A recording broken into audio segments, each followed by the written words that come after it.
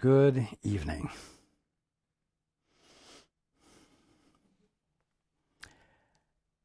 And welcome to everyone who's joining us on the internet.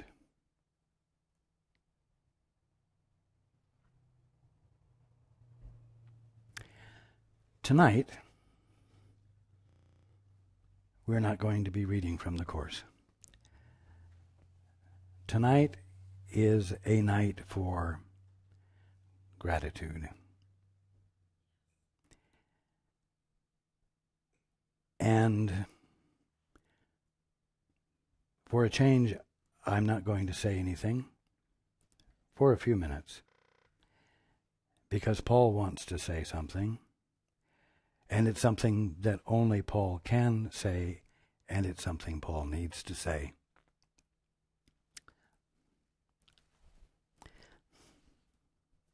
Okay. This is me, Paul. As many of you know, just a little bit over a month ago, Raj announced that he had told us that it was necessary for the foundation to move to a new location.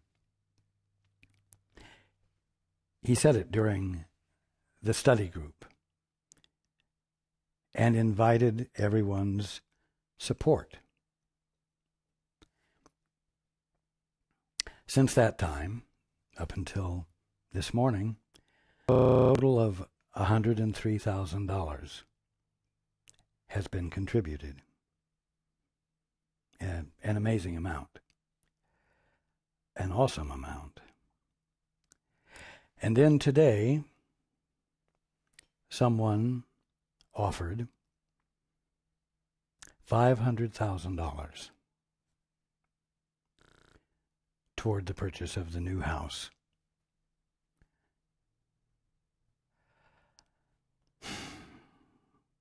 That's $603,000 in just a little over 30 days. Wow.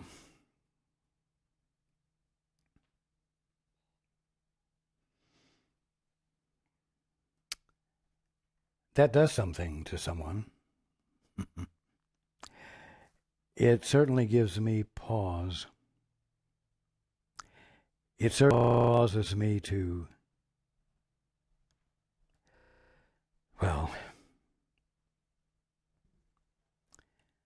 feel very humble. That's a lot of appreciation expressed. That's a lot of love extended. I mean,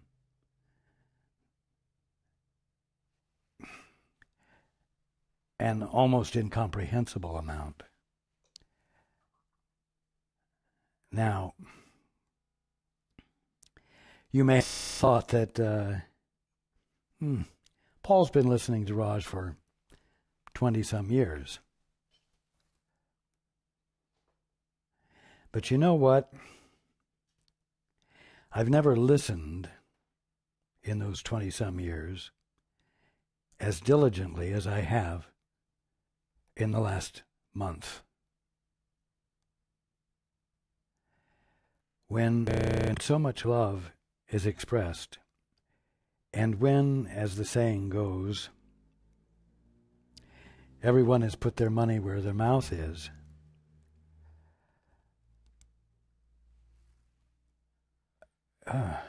it causes me to make absolutely sure that I'm listening and hearing correctly.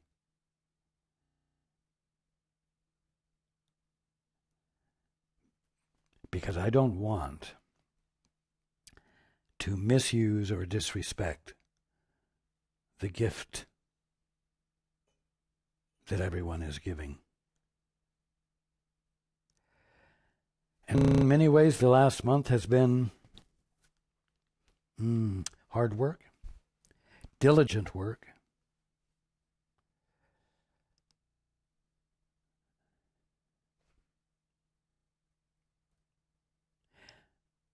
But you know what? It has brought me to a clearer point in my relationship to Raj and relative to what he's been teaching about the holy instant, about the fact that when we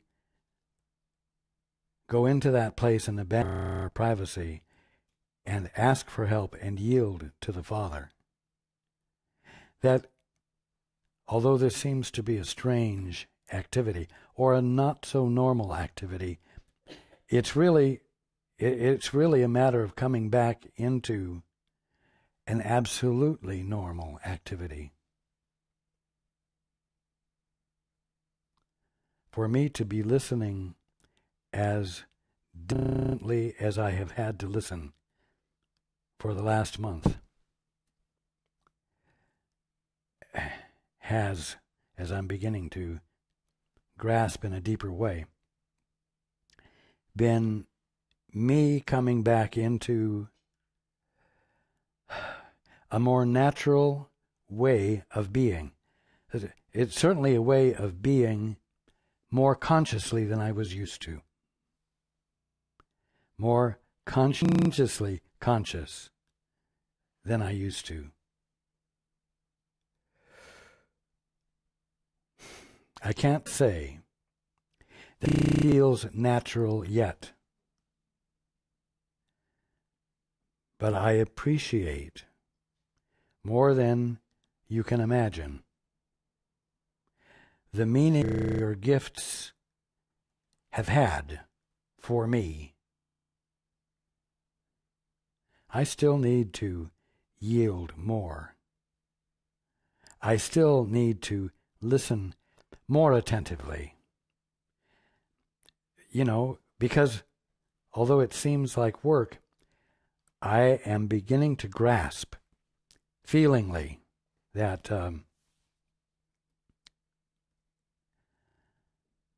that I really don't want to be living in any way unconscious. To be listening in all respects is to put oneself into a position of hearing in all respects, knowing in all respects. When I've been thinking for myself, I've been being lazy, and I've also been inattentive to the meaning of reality, because I've been preoccupied with the fun of my own thinking. Now,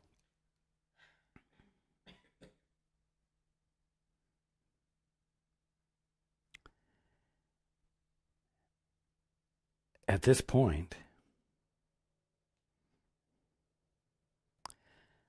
I am in awe of the love that everyone has expressed and extended.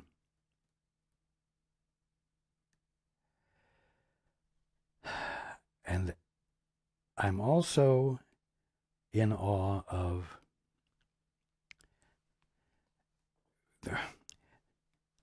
the emerging practical awareness of what it's meant when Raj has said that when you go into the holy instant, when you practice the holy instant, you go into a place where God's laws prevail.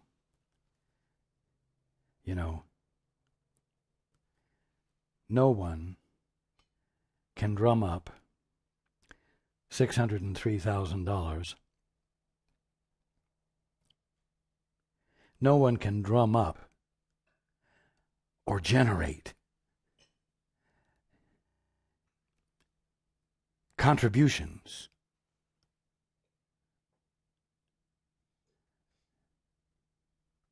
at least not with the few words that have been said with respect to the need for contributions.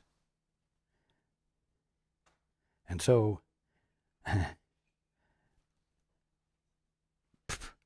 the miraculous has happened. That which I know I'm not responsible for has happened. And all of those who have contributed,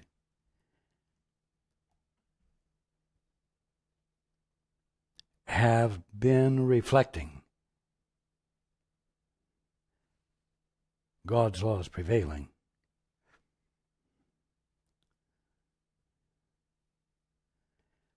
Allowing for the unreasonable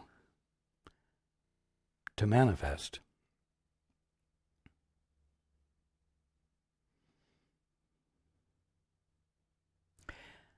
You know, to have $500,000 show up, to have $103,000 show up, would ordinarily have caused me to be greatly excited. And mind you, I am amazed. But you may not hear joy in my voice tonight. At least not giddy excitement. You're hearing sober appreciation. Deep love extended back to all of those who have extended love. And so I have to say thank you. I have to express my gratitude back. Sure, Raj could have conveyed to you what I meant to say or what I was really feeling, but the gratitude had to be my expression.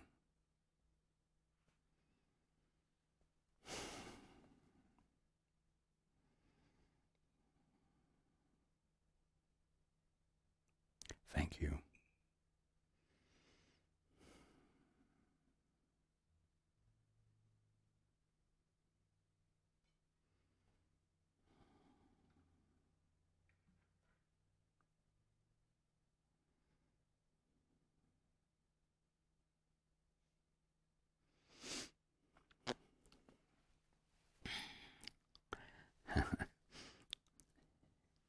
Good evening once again.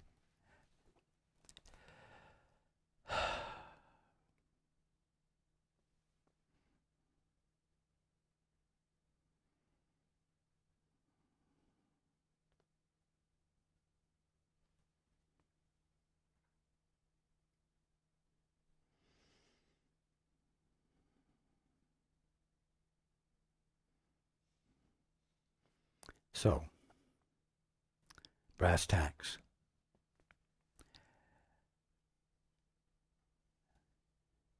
$603,000 out of $719,000, which is the cost of the new property.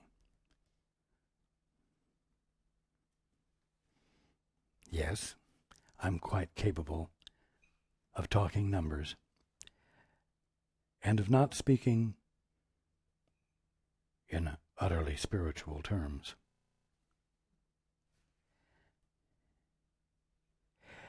But you know what? If you don't know what the need is, you don't know what to listen for. I've talked a lot over the years about the fact that need, given attention, is the way you deal with need. You don't ignore it. You don't rise above it. You don't put it out of sight and out of mind. You pay attention to need because need is where fulfillment is emerging.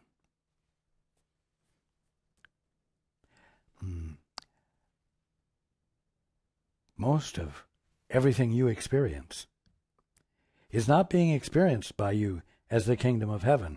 So there is more there experienced. But you know what? Where you're having a difficulty or where you're having a need is that part of the kingdom of heaven where the fulfillment is emerging. Where the kingdom of heaven that it actually is becoming visible.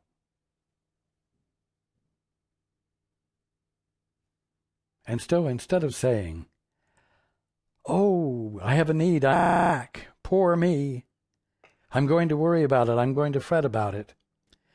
Boy, it sure makes me look like a schmuck to have the need and blah, blah, blah, blah, blah. You can do that. Or you can say, I'm going to look squarely at the need. I'm going to acknowledge it. There seems to be a lack here, and I'm pointing out to you, there's lack everywhere where you're not seeing the kingdom of heaven, but there's lack here, and because it is uncomfortable, it's worthy of your attention, because that's where your limits are being stretched to the breaking point, so that there's no more bondage, and so that the fullness that your limits were imposing on the kingdom of heaven can register with you as the kingdom of heaven, as fulfillment. So, shall we all give attention to the need so as to watch for the miracle, and in the watching for the miracle, become aware of what part we might or might not play? Because in paying attention to the need, it involves engaging in the two-step, so that you're saying, Father, you're stepping back from the need, from the uncomfortableness, and you're saying, Father, what is the truth here? Father, show me what needs to be known.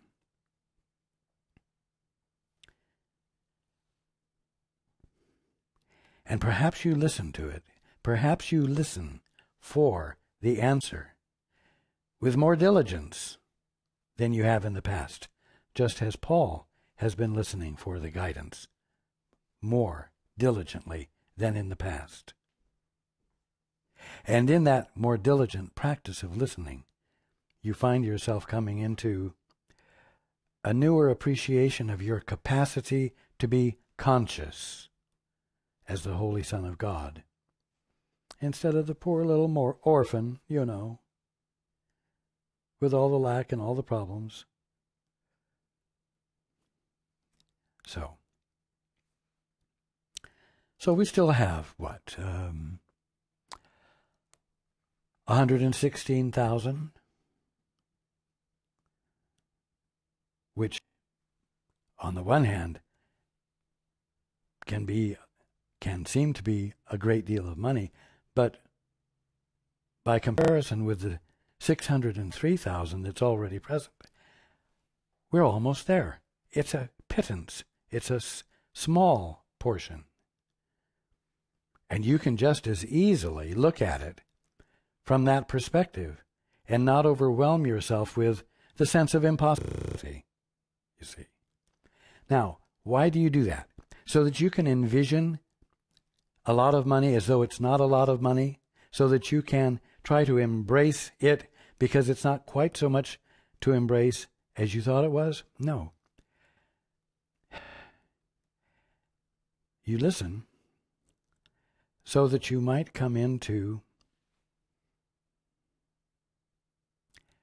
clearer communion with the Holy Spirit, or your guide, or the Father's perspective.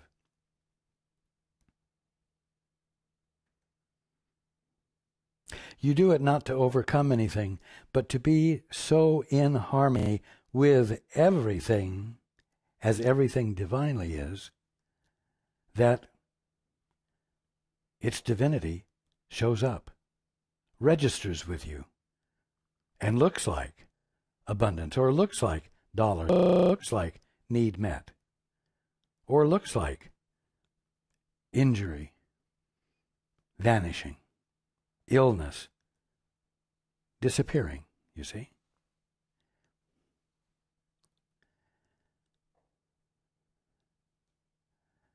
So, I'm inviting everyone to bring their attention to the need, not with any personal sense of responsibility,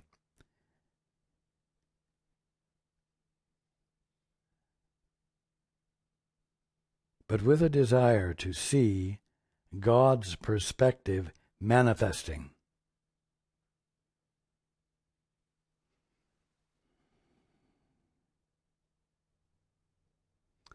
And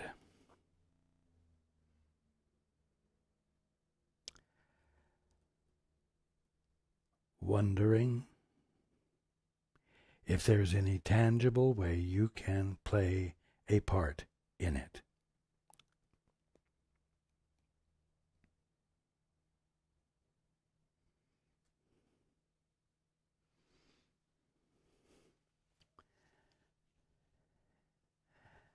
Now, you know what? This could be interpreted as my trying to generate an attitude in you of wanting to give.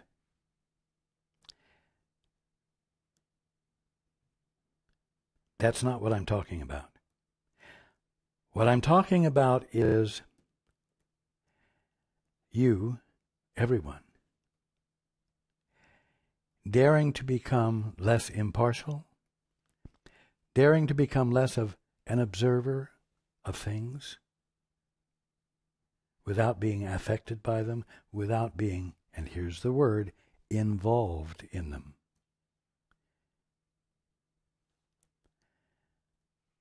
Because involvement is another word for unity. It's the opposite of independence. And involvement with your brother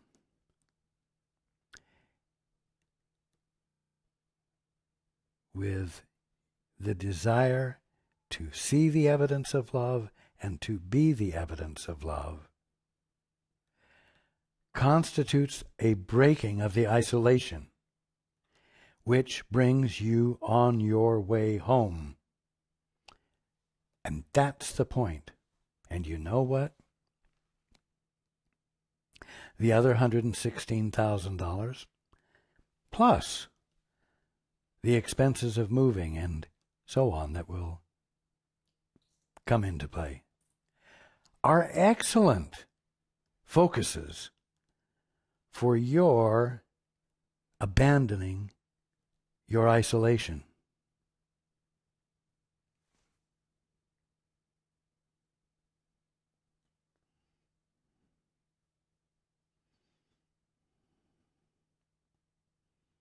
And so that you might feel your wholeness, your togetherness, so that you might feel family,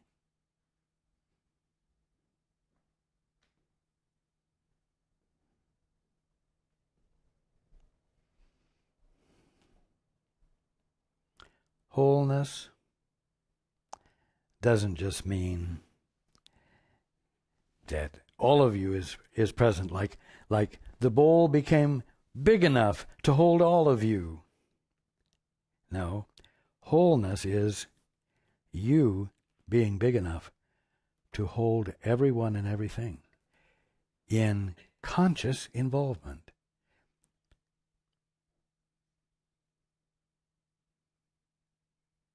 Where no one of your brothers or sisters is lost to your attention, has not disappeared out of your range of vision because you're not paying as much attention as you could be. Wholeness is you in total involvement with all of the brotherhood and all of creation.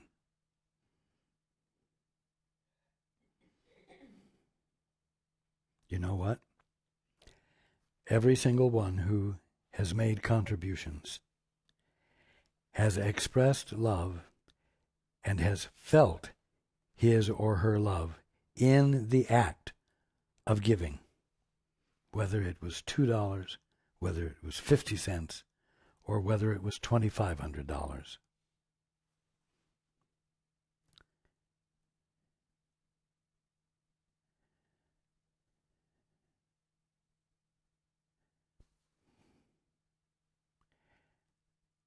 You know what we're teaching? We're teaching how to stop being strangers to each other.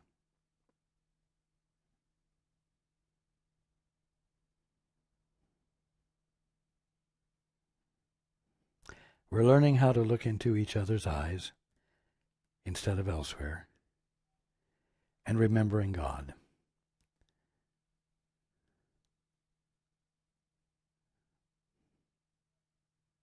Thank you.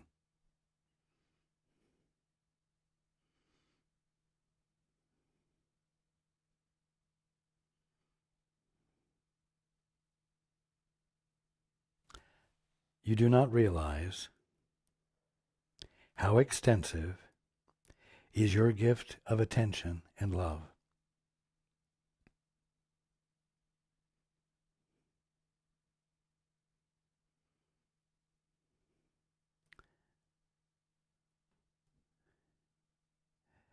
The brotherhood, universally speaking, those who are awake, feel the love that you are expressing.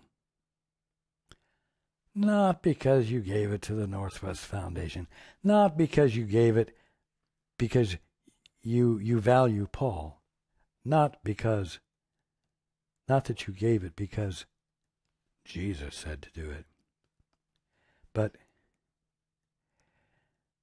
because in the lowered defensiveness, in the greater defenselessness of you, in the act of giving,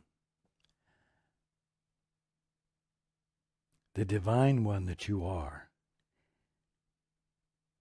is uncovered, more uncovered, and therefore felt more greatly. No matter where you give, no matter how much,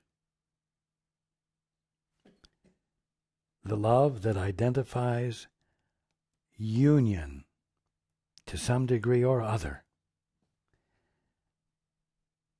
illuminates creation, re-illuminates it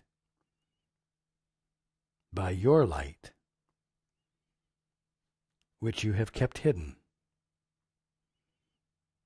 and we all rejoice.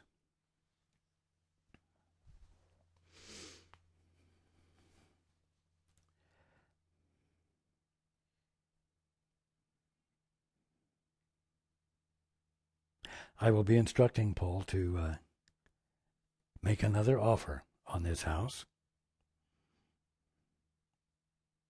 to secure it.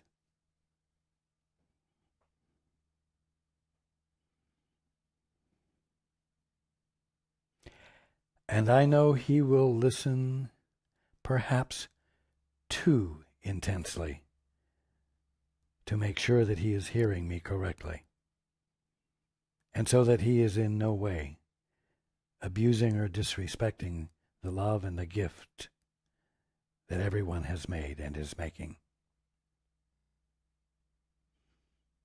And I am grateful that this situation is putting him in that position, because I get to enjoy his company so much more than before. And he is beginning to feel the enjoyment of it himself. And the more he does, the more willingly he will join further. And that's the point. I love you all. Every one of you. Thank you, thank you, thank you.